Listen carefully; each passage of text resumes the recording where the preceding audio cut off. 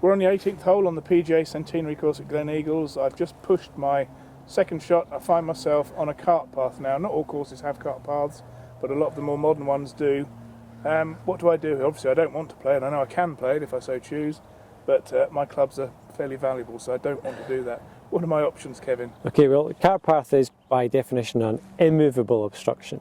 But what you need to do, first of all, you would check your local rules just in case the committee has declared it to be an integral part of the course. Sometimes, for example, the old course, some of the road behind the 17th, it's an integral part of the course. So this is not. This is an immovable obstruction. Okay. You are entitled to relief without penalty. So the first thing you would do is you would determine your nearest point of relief.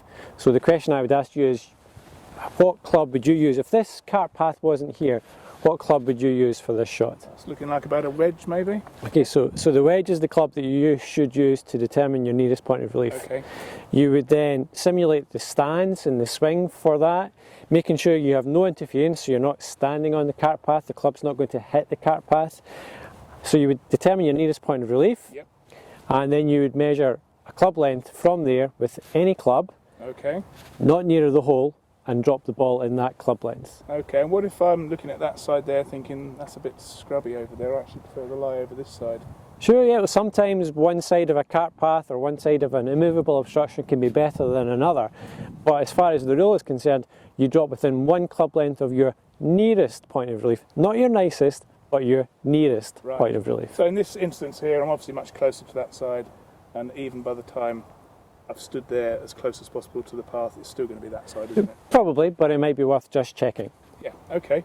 So then what happens? It's free relief, is it? It's free relief, no penalty. Free relief, and I'm free to proceed, knock the wedge close and roll the putt in. Yeah, and once you have dropped the ball, sometimes the ball rolls to a position where you think, you know, I don't want to use the club that I originally thought. You're free to choose a different club at that point in time. Even though you've measured using that club?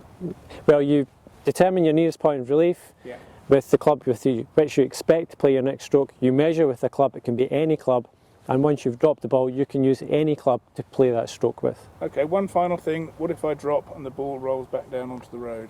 If it rolls back onto the road, you have to re-drop the ball. And how many times?